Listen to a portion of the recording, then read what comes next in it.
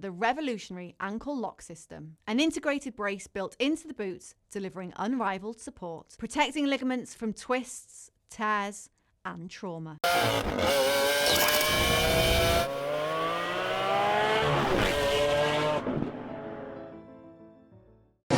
Regan Slaymaker for Boxing Social in association with Empire Fight Store and R Kings. And I had the pleasure to be joined by, if I can get my words out, promoter Frank Smith back in sunny Brighton, mate. I mean, it's always good to be here. I know, it's great to be here. It was just 30 seconds from home. Easy day's work. I was going to say 4 years here in a university, so it's always good to be back. But here for Media Day for Adam Macker, I mean, when you got a prospect as special as Adam Macker, it's good to kind of make this kind of big fight feel, even if it is just for his second fight as well. Yeah, 100%. Like, our job is to build these fighters and give him the confidence. You know, he's 18 years old, so you've got to give him the confidence to be in and around this stuff and build him over a period of time. You know, he's someone who's got a lot of confidence, as you can tell. He's saying a lot of the right things. So I'm excited about what the future holds for him. You know, and he wants to move quickly. And he knows he needs to entertain, and that's the key. Definitely. With kind of the bantam, super bantamweight division, I mean, there's not much depth in the UK. There's definitely scope for him to move quickly, even though he's just 18 years of age as well. 100%, but that was always the plan. You know, and he's got the talent and the ability to do that. So, you know, that will be what we're aiming to do. There's no point wasting time when people are confident like that. So yeah, and I think we're seeing a different time in boxing. You look at Moses Atama, 12 fights in at 20 years old, and what he's doing. So, you know, Adam can be on the same trajectory as him. Definitely as well. I do want to jump into some news that, I mean, took the boxing world by, I mean, a lot of people by surprise. I mean, what is it? Jake Paul versus Gervonta Davis, Frank. I mean, first, but we'll get into AJ in a minute and where this leaves it. But were you surprised at all seeing this fight announced? I mean, on Netflix as well. Yeah, I mean, I've been reading about it because apparently the weight isn't agreed, which seems like a bit of a stumbling block to me, or a potential stumbling block for a fight. Two fighters that are 70-odd pounds difference in their last fights. Yeah, look, it's the world we live in. How can you? I can't really question it, can I? Because on the other hand, we're talking about Anthony Joshua. You know, so I know this is something that's been spoken about before. I know this is something that was supposed to be done before the Lamont Roach fight, and I think when he drew, it didn't happen. So yeah, I'm not really surprised. Be interesting. It'd be interesting to see what happens. Definitely. I mean, do you think we'll have like a Logan Paul Floyd Mayweather situation where they just fight at anywhere? Because it's an exhibition fight, right? It doesn't go on anyone's official record. Do you think that's a situation that we'll see? Maybe, although again I read something which said it may not be an exhibition fight. It will end by KO, TKO, or points. So I don't know. Who knows? Let's not question anything in this wild world until we see it. I was going to say, where does this leave Anthony Joshua then? Obviously, because that was the heavily talked about thing. I mean, the whole of Saudi. I think every question you got was about AJ, Jake Paul. But yeah, where does this leave Anthony Joshua? Well, there's still potential. There's still potential for that fight. It was always talked about for early part of next year. You know, AJ unlikely to fight this year now with the time frames. AJ's in a great place. He can fight anyone. That's the reality, and whether people like it or not, he's the commercial kingpin of the heavyweight division. And if you want a big fight, you've got to fight AJ. So AJ can pick and choose what he wants to do. So that's still there. That's an option that's still there, and we'll see what happens. I haven't actually spoken to you. I know you've done other interviews, so forgive me, but the trip to Ghana as well, Frank. I mean, if all of those plans do come off, does it still, like you said, early next year if it does happen? Yeah, that was when we were looking at the opportunity. That's what looked most likely. You know, we had meetings with the Accra Sports Stadium as well out there, the Legacy Rise team. It's amazing what they're doing. So I see a lot of potential there to make something happen. But it was also about a broader partnership between Matchroom, AJ and the Legacy team that we were discussing out there. But it would be special to do something.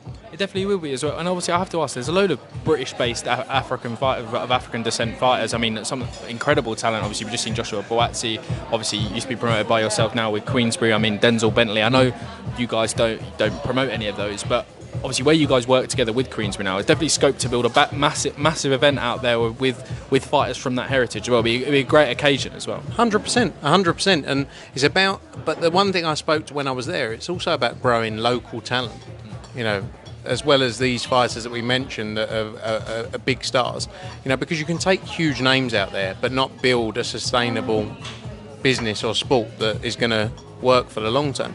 They've got opportunity with fighters in Ghana and fighters that are going to deliver numbers. Look at the atmosphere at the last fight they did there back in, I think, was it in June or something like that?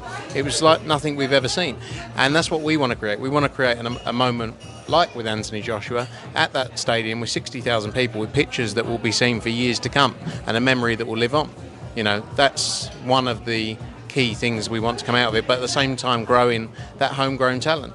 Definitely as well. I haven't, again, another topic I haven't spoken to you about. I saw your interview with Oscar about Ben Shalom's deal with I've had enough talking about him. Yeah. I get in trouble. Apparently I say the wrong thing. I say not nice things and it upsets him. I was going to say, with that, Frank, yeah, I was going to say, it seems like you're not a fan of him, but I mean, you don't think the deal's going to be as successful as they're making it out to be with press releases and things like that. I get called like bitter, right? And I'm really not a bitter person, and I'm not a jealous person, at all. Like, it's not in my way. I'm very open about the fact I don't really like him, right? For reasons no one has to know, right? But there's a lot of reasons, so that's fine. But I've always said I'll deal with people even if I don't like them. That's the world we live in and we work in. You're not going to like everyone, fine. I just tell the truth.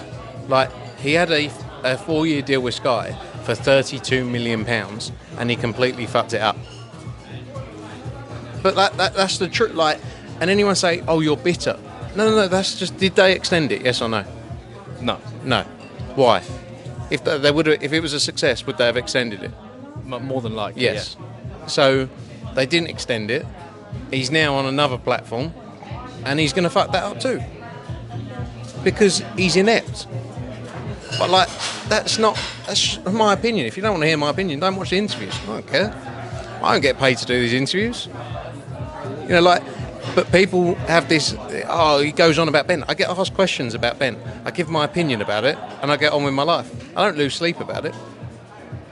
Good luck to him. Get on with what he's doing. I don't really care. Definitely. If you were paid to do these interviews, Frank, I think you'd be a lot more... I'll be doing a lot more interviews. Yeah, definitely as well.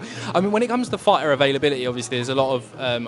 Vidal Riley signed an extension at the beginning of the year, and now he's a promotional free agent. I mean, Vidal's a great fighter. I mean, when it comes to fighters like Vidal Riley and other boxer fighters that could be into free agency, definitely... I imagine Matchroom will bite their hand off and try and get some of those talent. But any fighters that are free agents, that are talented, have commercial appeal, exciting, of course we'll be very interested in. And that's from anywhere, any walk of, anywhere in the sport. So, yeah, let's see what happens.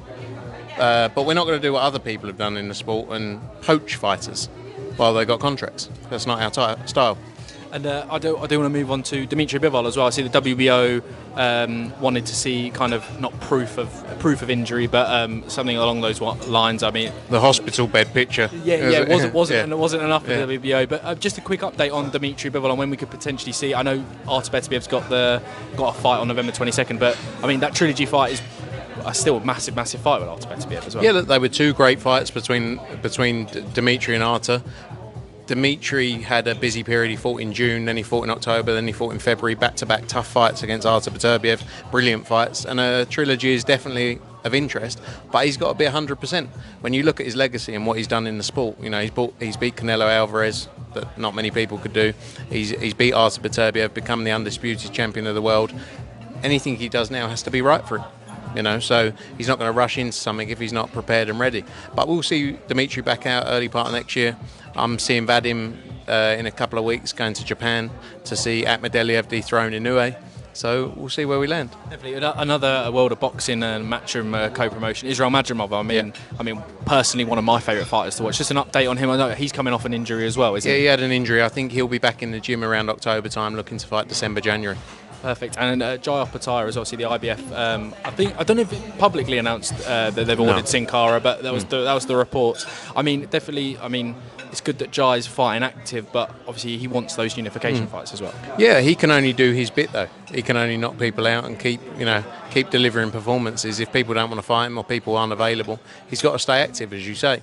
I think it's hard at the same time to stay driven in fights that don't motivate you as much, but that's for him to do. And then hopefully we can make those unification fights because he deserves them. He definitely does as well. Final two from me.